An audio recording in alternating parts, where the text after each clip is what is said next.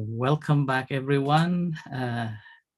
This monthly mindfulness meditation session.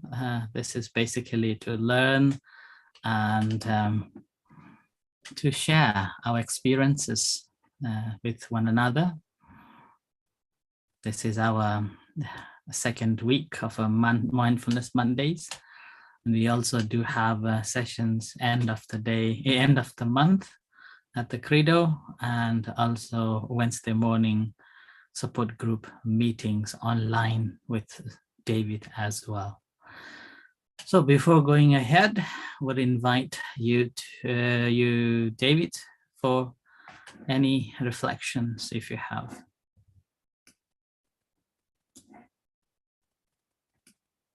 Unmute yourself, David. There we go. Can everyone hear me? Yes. Yeah. Good. I was reflecting earlier on, it's a lovely day, and I was reflecting on how we can, in a mindful way, looking at who's joined us, I think we all are familiar with the practice of mindfulness meditation practice. More difficult is how we take that practice into everyday life, because the world we live in sometimes seems so crazy, and often the anxiety and the worries we develop, whether it be around family challenges,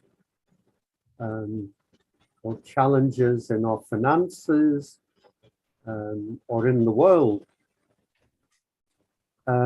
Sometimes it's really difficult to make sense of how we take our mindfulness practice from the meditation chair out into our daily lives. And I think if there's one thing that the Buddha taught us, because of course meditation was around quite a long time before the Buddha's time, it was how to translate that mindfulness meditation practice and take it off our seats into our real lives. And of course, at the moment we have this human catastrophe in Ukraine and parts of Russia, I have to say too, that is dominating the headlines. And so many people we talk to feel so hopeless because we feel as though we cannot influence, we cannot help, we can't make a difference other than to make a donation to some of the disaster charities. And of course, this is like so many aspects of our life. There are those bits we can influence and through influence change. And there are those things that seem so distant, which we cannot change. And this in itself is often a cause of anxiety and upset. Why can't I influence these things? And it reminded me of one of the stories that Jan Suzanne told us about at one of the teachings about a novice monk who was being trained and instructed. And I quite like this story because it's so simple but so powerful. And this monk, as I understand it, told the teacher, I want to change the world. And the teacher said, okay, go out there, off you go and change the world. And you remember the teaching of the Buddha was, don't believe me, see for yourself. So off the monk went, and 5 years later came back, and the teacher said, well, have you changed the world? And the novice monk said, no, it's very difficult. I don't seem to be able to change the world, but I'll go and try changing the continent we're in. So off he went. And 5 years later, I'm shortening the story a bit, but you get the drift. Went off and tried to change the Asian continent and came back. And the teacher said, "Have you managed that?" And he said, "No, that is so difficult." And so off he went again to try and change his country. And 5 years later, the same again. "Have you changed the country?" "No." That is even more difficult because there are these cultures embedded in our country. There are these habits. It's really difficult. And he then said, "But I'm sure it will be more easy. I'll just go and change my family. That will be easier." And off he went. And 5 years later came back, saw his teacher, and the teacher said, "Well, did you manage to change your family?" And he said, "No, that was the hardest of all." And the teacher said, "Would it not be easier to start with yourself? Looking at your own thoughts, your own behaviors, your own speech, your own conduct." And so that's what the novice did. And then spent, of course, the next 25 years looking at his own speech and conduct and thoughts and behaviors. And you know, our world is like this. And if you have, and I think we all have our own families, we all recognize how difficult it is to persuade our brother or our sister or our mother or our father to change their thoughts, their opinions, their habits. And of course, what right do we have? What right do we have to even expect to be able to change other people's behaviors and habits if we can't first of all look at ourselves? And that's the essence of the teaching in mindfulness meditation, to look at ourselves, to begin to see our own thoughts, how those thoughts impact our speech and our actions, and start to change our own behaviors from the habitual reactions we've learned over a lifetime, which are often unhelpful to ourselves and to others, and start to learn helpful habits, helpful thoughts, helpful responses that are helpful to ourselves and others. And we were having a coffee with some friends this morning out at Drum Garden Centre. And I was reminded talking to them of, I think it was Mother Teresa, Leona was quoting from. Wouldn't the world be a better place if we could learn to live with our own families in happiness? If every family learned to live with their own families in happiness, positively, helpfully, then that in itself would make an enormous difference. And this is really what mindfulness is all about: seeing how we think, how we respond, how we react, how we overreact, and learning to see the world as it truly is and responding in a helpful way rather than an unhelpful way. And right now, in the middle of this Ukraine crisis, that's how Leona and I are trying to handle things. And we find only by doing that do we actually have a calm and peaceful mind at the end of the day. So with that, Ajahn, I'll turn back to you to guide us in our practice. Okay, lovely. Thank you very much for the reflection. And it's not that we can change others, by thinking to change, but if we change ourselves, we will be able to change the entire world. Okay, the world within ourselves. So let's start meditating. So sit in a comfortable position with the gong. Will guide you through. Okay, as we know that the mindfulness meditation is to remember to be mindful that where you are, how you feel, and what's going on within this moment of here and now. So as you hear the gong, let's practice.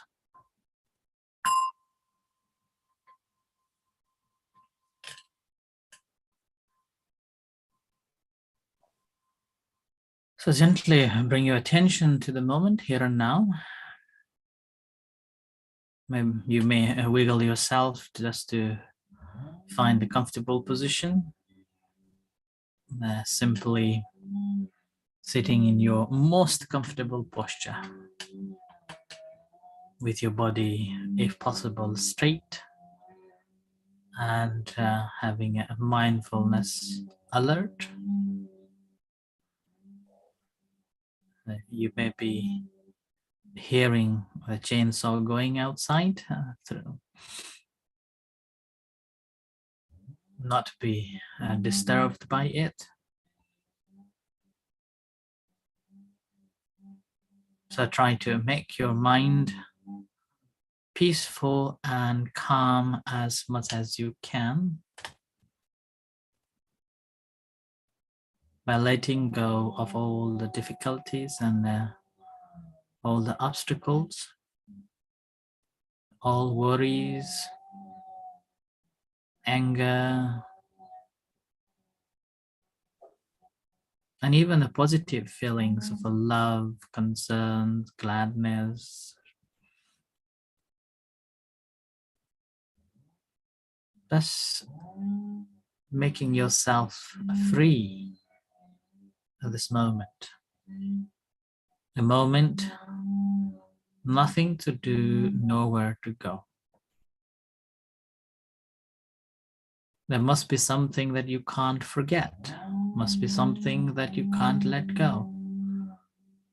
It's okay, but this time of an hour of practice, at least leave them aside for temporarily. It's a time for ourselves.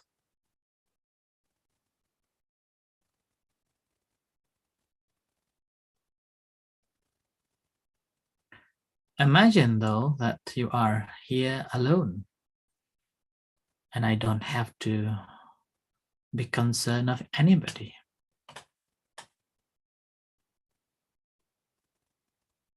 Just to be here peacefully, mindfully, and being calm.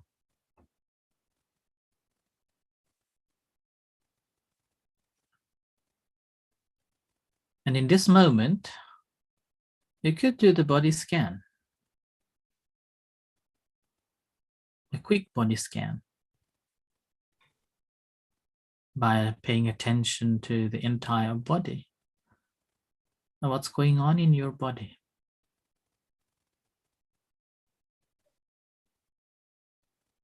Now, you may go through the 7 parts of the body. Simply going through the head, the right hand, the left hand, front part of the body, back of the body, right leg and left leg. And making sure that all the muscles and all the parts fully relax and in a state of peaceful and calm.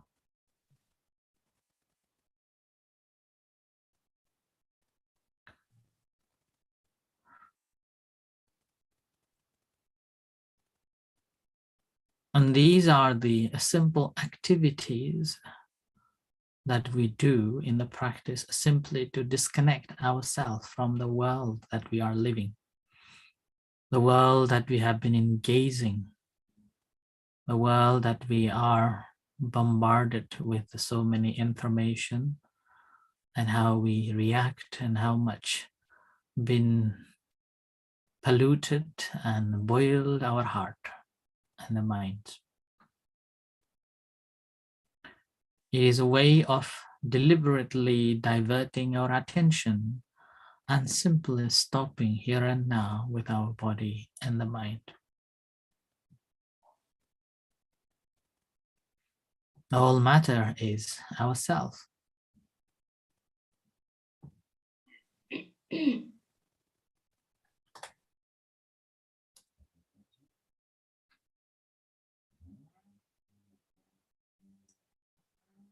And obviously our mind need an object to be, otherwise our mind will not be.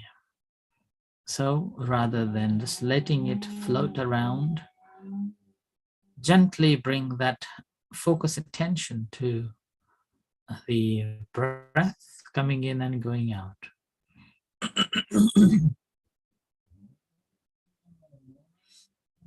Now here when we talk about the breath coming in and going out, whichever object that you have been practicing as a primary object, whether the breath coming in and out at the nostril or the rising and falling of abdomen, using one or another and paying attention to it simply to develop our focus attention.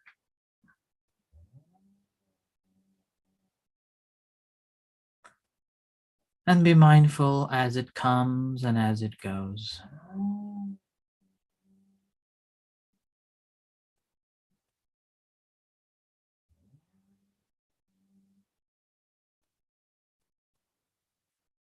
So mindfully paying attention to it as it comes and as it comes out.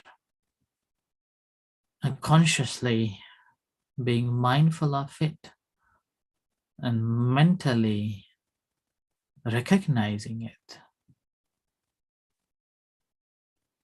Breathing in, breathing out, arising, falling.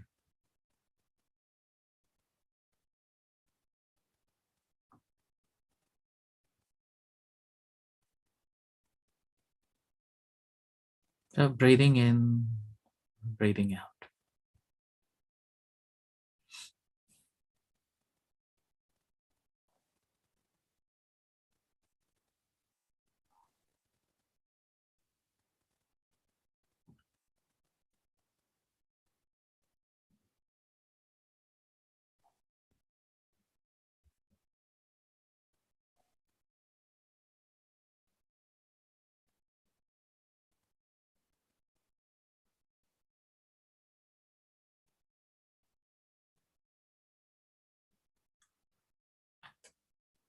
So last session, we simply touched on the incoming breath and outgoing breath. Now this session, I would like you to pay a little deeper attention to the breath coming in and going out. See the different breaths. Incoming breath and outgoing breath. Which one comes longer and which one shorts. Basically being mindful of long breath and short breath. Not by making it to be long or short, just being observer, observing its length by observing beginning, middle, and end of each breath.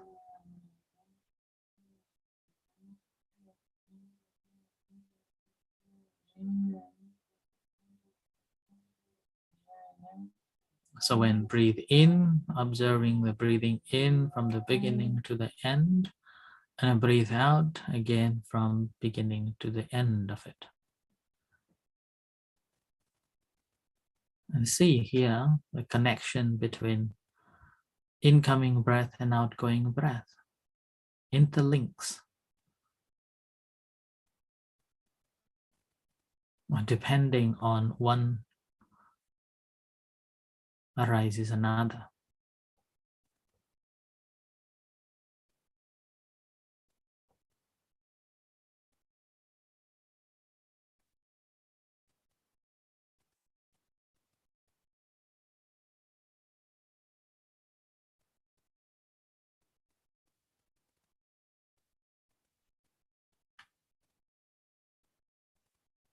So train yourself to be mindful of different breaths.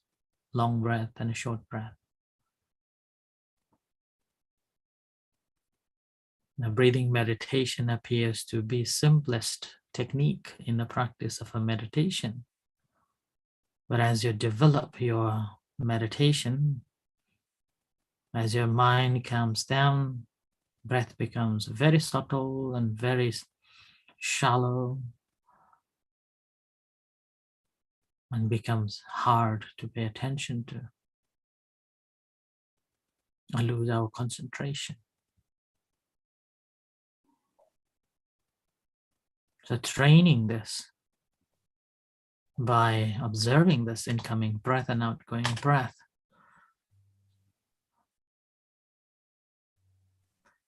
and while we are training it, observing how much it is affecting our body as breathe in and breathe out takes place, or as it rises and falls.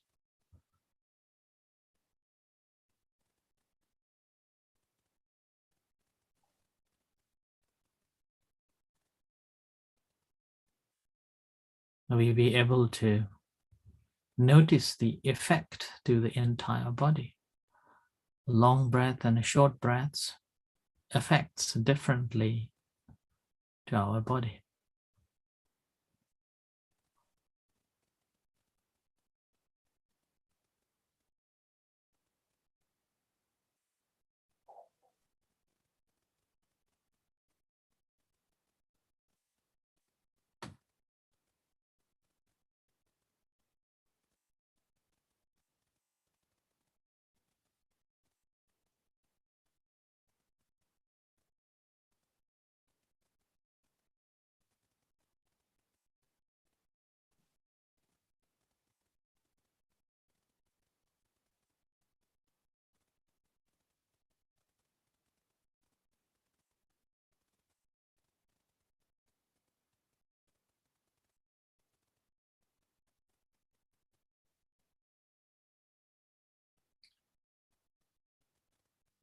So breathing in and breathing out.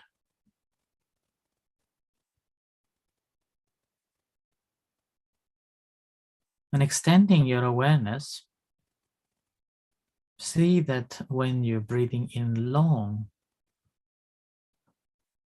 that how much effects to the body forming. And when you're breathing out long, how much relaxed you become. Similar way, when you're taking a short breath, what are the effects you're having in your body? And I'm breathing out short.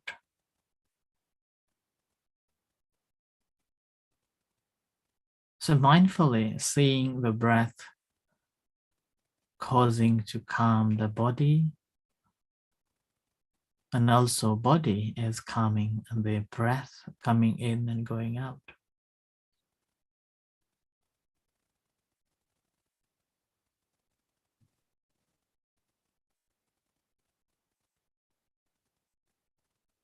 At this moment, otherwise you can be mindful of the entire cycle of the breath coming in and going out, coming in, the beginning, middle, and the end, and the beginning of the fall, middle of the fall, and end of the fall. So the cycle of this rise and a fall taking place.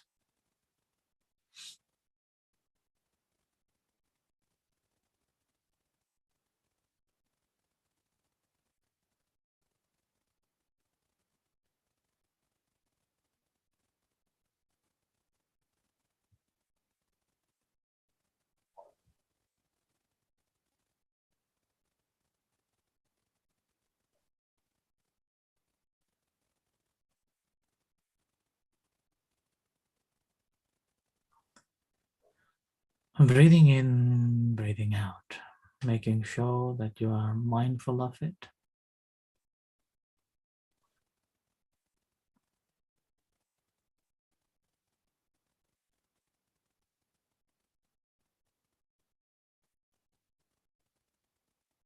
Now from paying attention to the body, switching to know the mind. how your mind is at this moment. Are you feeling calm? Are you feeling peace? Are you feeling anxious or disturbed, agitated? Whichever mental state are you having, be mindful of it.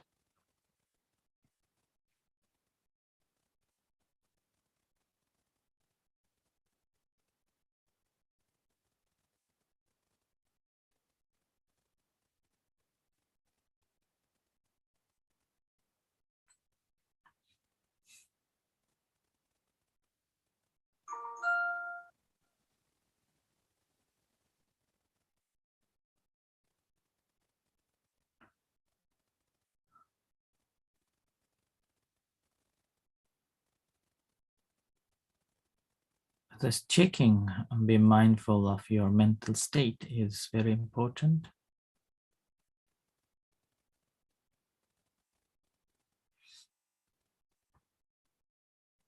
Simply to see the natural phenomena of the mind.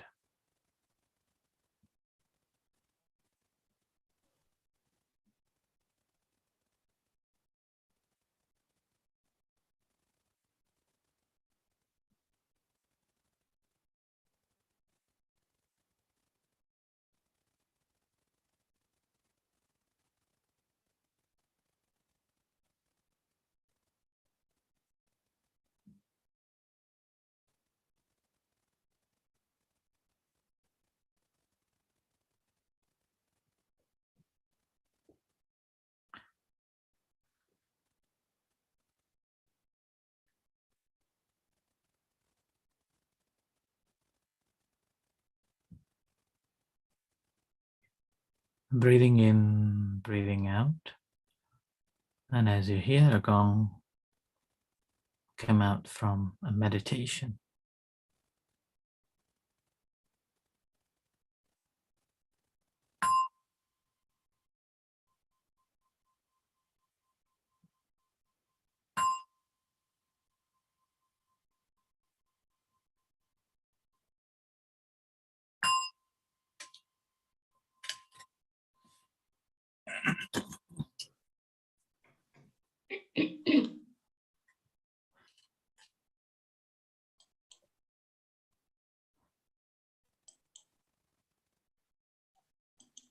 okay, so today is the 14th of March, right? And this is our Mindfulness Monday on Zoom. And we are going through this difficult time, and different emotions are boiling up in our hearts and our minds so much. And that's simply because of we are engaging in this world of struggle in the dependent origination. After Buddha enlightened under the Bodhi tree, after 6 years of practice, after his enlightenment, he was reflecting on the dependent origination, both ways, from the top to bottom and bottom to top, and reflecting that how deep these teachings are. And it will be very difficult for general public to understand it, particularly those who are wandering in the samsara, engage in this gain and a loss and a want and a desire, and trying to fulfill the desire rather than the wants. And as a result, the Buddha said that it will be very difficult for them to comprehend the teachings. So rather than going out and teach, I better sit, meditate, and enter the parinibbana. And it seems like this is the perfect time that everybody is trying to going into one way or another. And it's very important to practice. Otherwise, we will be going into one or another side, the right wing or a left wing. And then when there is a left wing coming and we dispute and go on with the quarrels and disputes. Yeah? So, and this paticca samuppada, the dependent origination, Buddha is talking of that all the sufferings that we are experiencing is depending on so many other factors. So many other factors. And that factors, if we can disconnect, then we will be happy. Yeah, we will be happy. Now we will develop our connection with me, mine, and with that we connect with our ethnicity, nationality, and then establishment and so on, and then why goes on. Okay, and as a result, unsettled mind. And with having unsettled mind, when planning to settle the whole world, then I wonder whether we can set it up. It's like a big storm willing to clean the entire water of that lake. So in the Paticca Samuppada, or dependent origination, the Buddha says that Chakhuncha paticca rupecha upajati chakhu vinyana tinnang sangati passo passa pachaya vedana. Right? I hope you're enlightened with that word.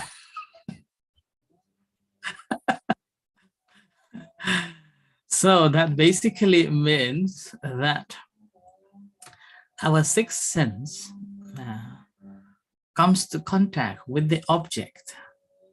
Okay? When this comes to contact with the object, and what happens is that we take it into subjective. So it arises the consciousness of that object, consciousness of that thing. So here, when we, as a practitioner, we have to be mindful of this consciousness of this is happening. As just this is a news, as just this is happening, rather than there is what I know, this is me, this is mine. I am, he is, she is, like that. So adding our views and memories and understanding to that object and become a subject, and with that subjectivity we become confused, and that's how we will be in troublesome, unable to deal with these situations proper way. Yeah. So if we do not hear, if we do not see it, wonderful, isn't it? We do not feel any resentments, we do not feel any troubles at all. But the problem is the moment when we come to contact with it, rather than observing it as it is, we put all those me, mine, I making and my making. With that I making and my mine, then the feeling becomes the emotion, and that feeling, when it transforms into emotion, we become attached to that emotion, and with that, difficult to let go and difficult to free ourselves from clinging and grasping. And then we transform all those into our mind, and then a speech, and then the action. And with that, we are creating new forms and new generation. Right? So practice of a mindfulness meditation is simply to be mindful of these things happening and then bring it back to be mindful of our own self. How am I feeling? What's happening? And what is my mental state? When we're able to be mindful in this way, let the world as it is happening ever since the human existence invented or arose on this earth. The quarrel is still there, fighting is still going on, the war is still continue, but we have to make sure inner war is settled. When we can settle our inner war, that will not affect to us. Okay, so continue practicing mindfulness. So the floor is yours. Anybody has anything to share or ask a question, please do so.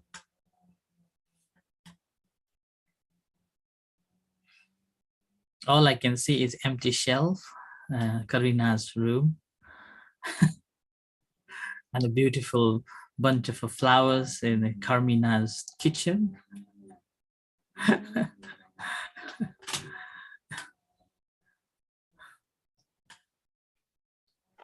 Anybody? Ajahn, I would just like to share something that is going with David was talking in the beginning about being mindful in everyday action, and actually yesterday you talked about it as well in the evening chanting and the guided meditation of someone else trying to separate mindfulness or meditation from their lives, separated it and not going with the within the. So it's because yes, it's a lot of things going on in the world, in my particular life as well, a lot of changes. So I was noticing, for example, when I was driving around, like I was not being, I was just not, oh, I'm going too slow. I am not focused. I have to be mindful of it. For example, that's the case. Or walking too fast. And then it's like, maybe I can be like mindful walking. So my mind would not be spinning with so many thoughts or so many concerns.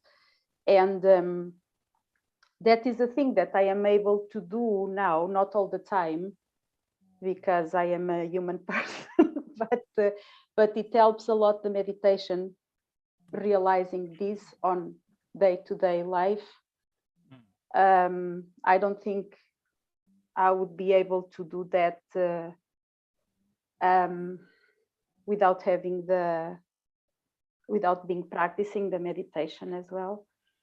And in the same line, yesterday I was speaking with my parents, and my father, he really follows the news, and he was really concerned about what is going on now in the world. And we leave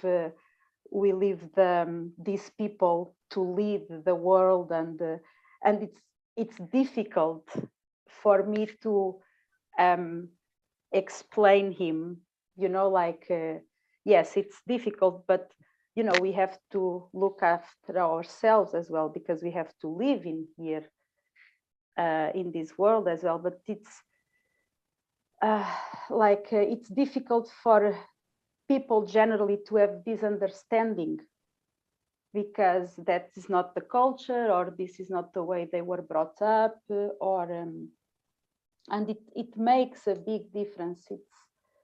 It really helps. It really helps the meditation. And yes, I was just trying to explain to, and then it's like this attack of hate. It's his fault, it's the other's fault, and it's difficult to explain as well that everybody is the same. Everybody suffers as well, and there are sides that we don't know in the story, so yes, yes, I like to telling him not watch the news, and it's the only thing that you watch on TV. So it's yes, yeah, I just wanted to share that. Sorry. Mm. Yes. Thank you.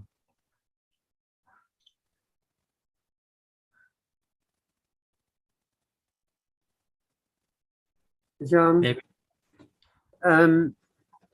Karina's actually just reminded me that although we teach the Theravada tradition of mindfulness meditation and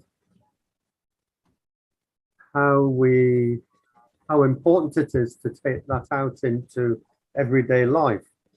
So as we learn to see the breath as it is, get to know it as it really is, we take that out into the world to see people and situations as they truly are.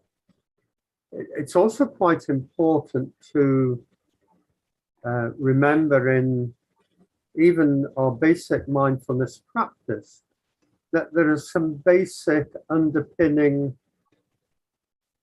I hesitate to call it values, but I'll say values that underpin that. Kindness, compassion, sympathetic joy. So we have joy for the success of other people, not just for our own success. And sometimes it's because we teach mindfulness meditation in the way we do, and we try and do it without converting people to Buddhism, we forget that important part of the practice, that underpinning this practice as we take mindfulness out into our everyday lives, it's important to underpin it and allow those qualities, I'll call them qualities rather than values, human qualities of kindness, compassion, caring, sympathetic joy. And of course, then we can explain that it's important we have compassion for those who are suffering, even if we're blaming them for something at the same time, if you see what I mean. And the classic example of the moment, of course, is, you maybe observe an argument or a battle between different people. And the human habit is to take one side or the other, even when we don't understand the full story. And that's why it's important that these qualities of compassion, because we know even those who make us angry, that's happening because they're suffering too. Somewhere in their lives, in their background, in their experiences, they have experienced suffering that has led them to create that anger.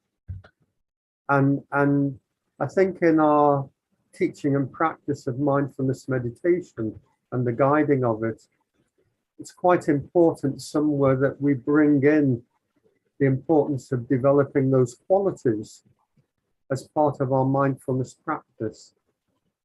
Having joy and compassion and caring for those who have been hurtful as well as those who have been helpful. And I know we bring that into our loving kindness practice, but I think it's quite important to remember that in how we take our practice out into everyday life as well, as Karina has been touching on.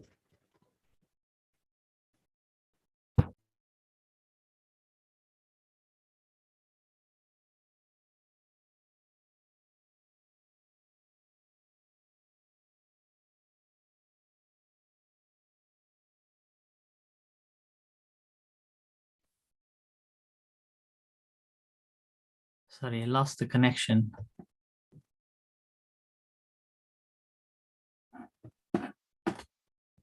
We have you now.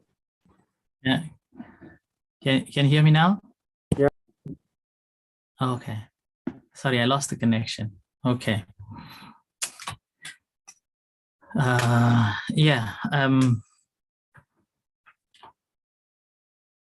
Just when David was talking about it, just reminded me when we were are practicing, there is a practice called the repulsion test. That the training we received the day when we become a monk. It's called a Kesa Loma Naka Danta Tacho.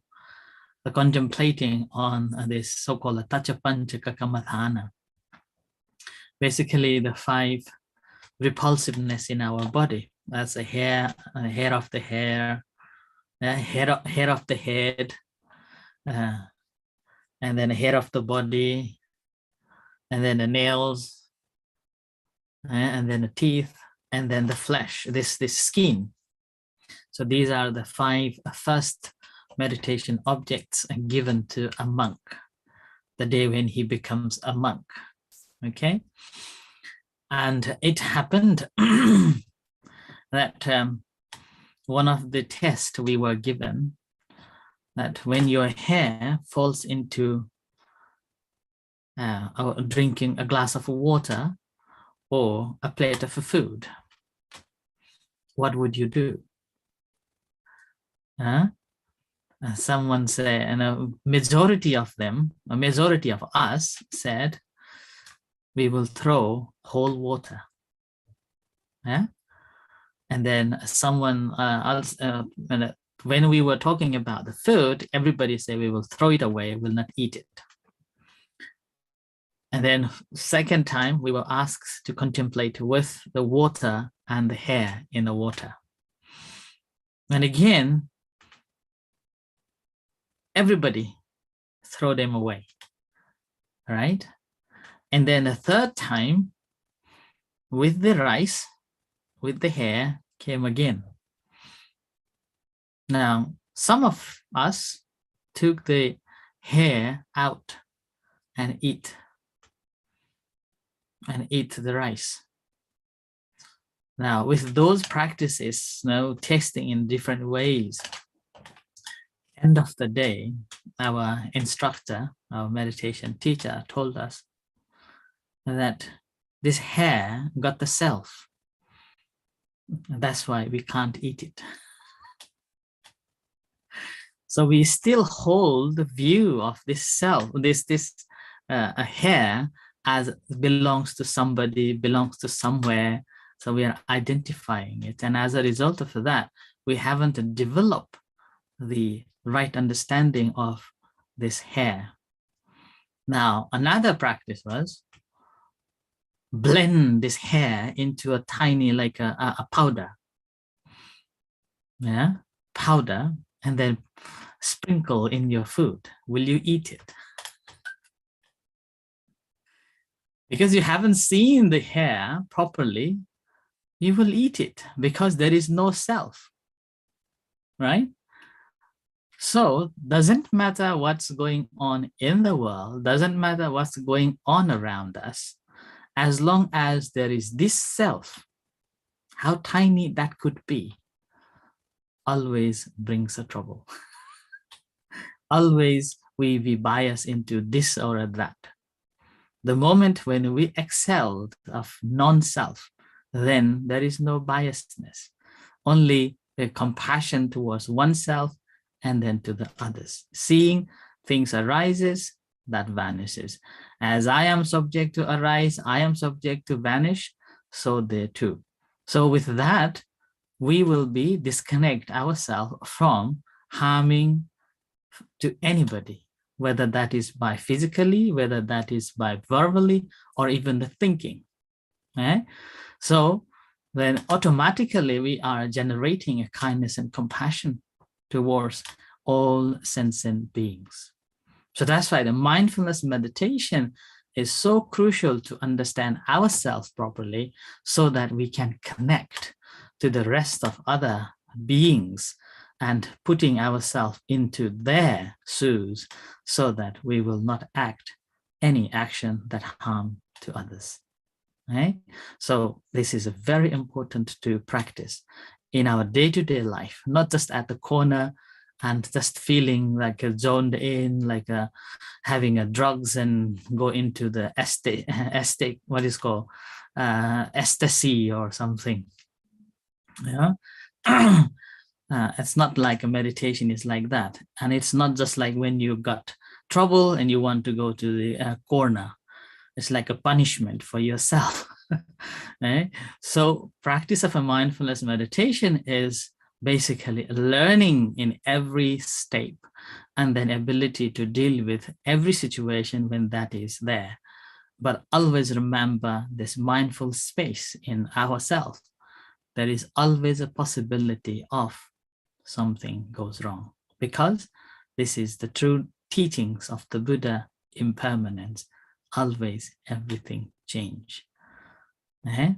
So with this insight, let's practice the loving kindness meditation to finish off. So today, Karina, would you like to lead us to practice loving kindness meditation? No? Okay. Okay, David.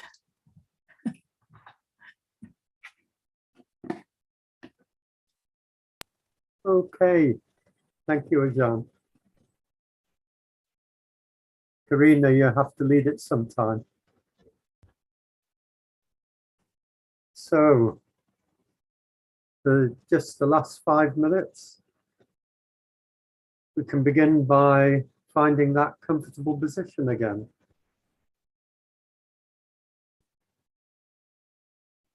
Just letting go of all the words, all the feelings, all the emotions.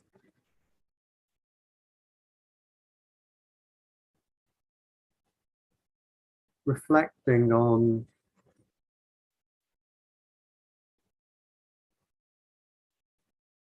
the importance of taking our mindfulness into our everyday lives.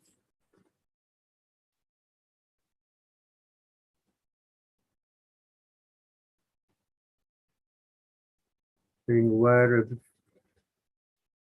developing with our mindfulness those qualities of kindness, compassion, and caring, sympathetic joy.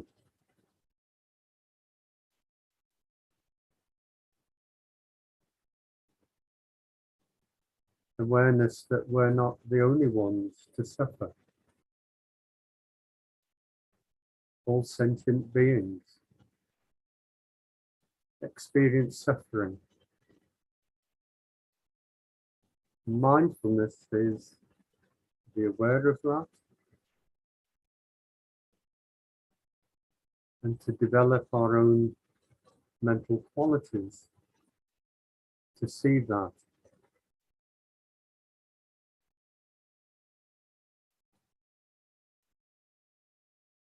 And to develop that non-attachment to this and that.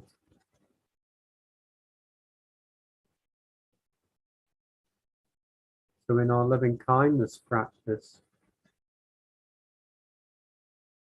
we share loving kindness first of all with ourselves.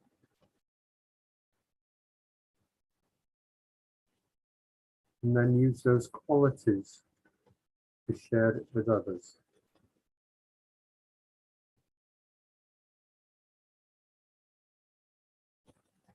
So bringing attention on mind, body, and breath.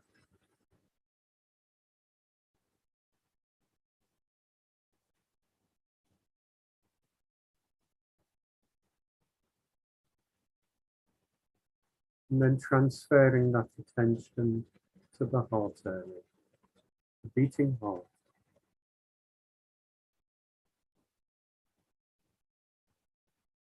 And really beginning to feel that sense of love, kindness, and compassion.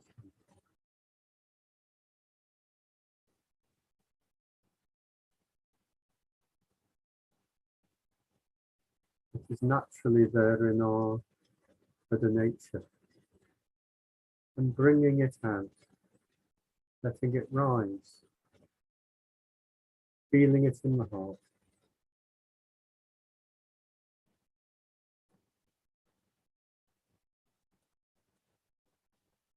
Even looking in that mirror, seeing ourselves, smiling to ourselves, saying to ourselves, good to see you, you're looking fine.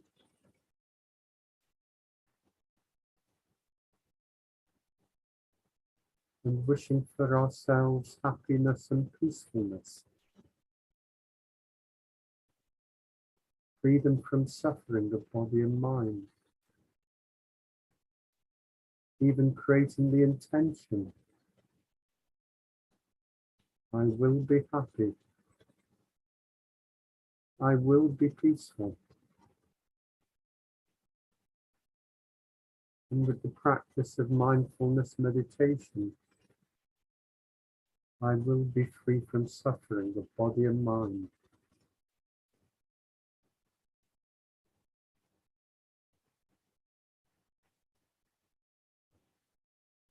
Just holding that feeling, feeling the feeling, wishing for ourselves happiness, peacefulness, and freedom from suffering. Sharing that intentionally with family, with friends, all loved ones, no matter if they've been kind to us or hurtful. Seeing that those who are hurtful have been suffering also.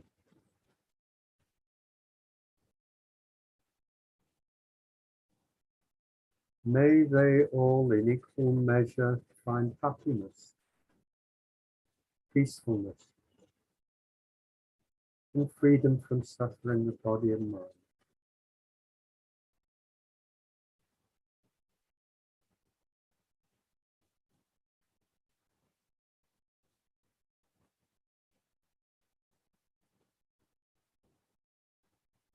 And to all other sentient beings, visible and invisible, all humans, animals, birds, insects, they all want happiness and peacefulness.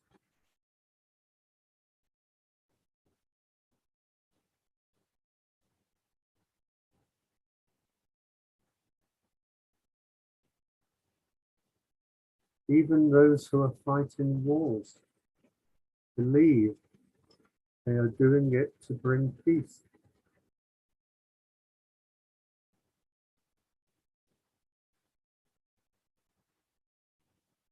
May they all be happy. May they all find it in their heart to have kindness and caring and compassion for themselves and for others.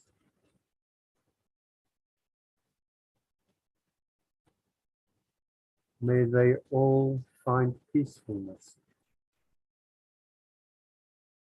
May they all find freedom from suffering in body and mind.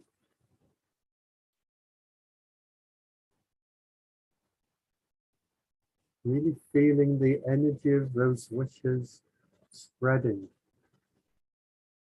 outward to others.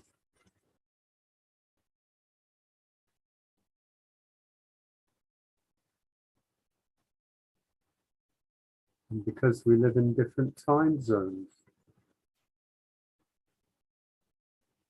we know that there are millions of people all over the world sending loving kindness and compassion to others, including ourselves,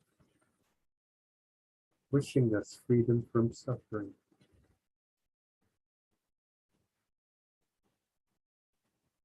So I invite you to hold that feeling, those wishes, with gratitude, and to carry it with us for the rest of the week.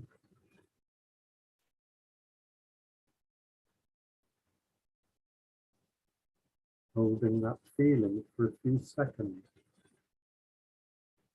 feeling the feeling,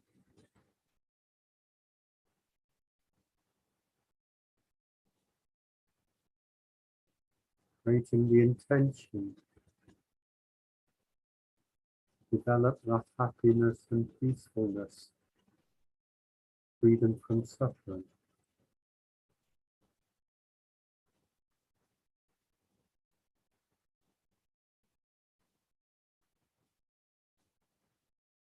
And when you're ready, creating the intention, notice sensations around the eyes, the intention to open the eyes, and reflect for a few moments.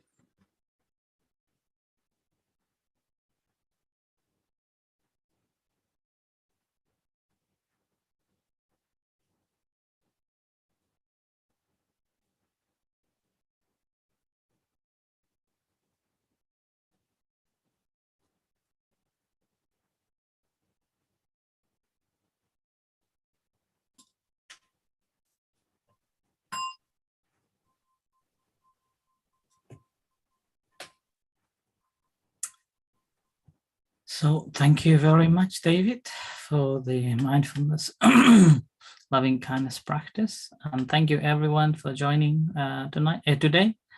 And I will see you next session, Wednesday morning with David, and second Monday of the month next month. So until then, have a good day and have a good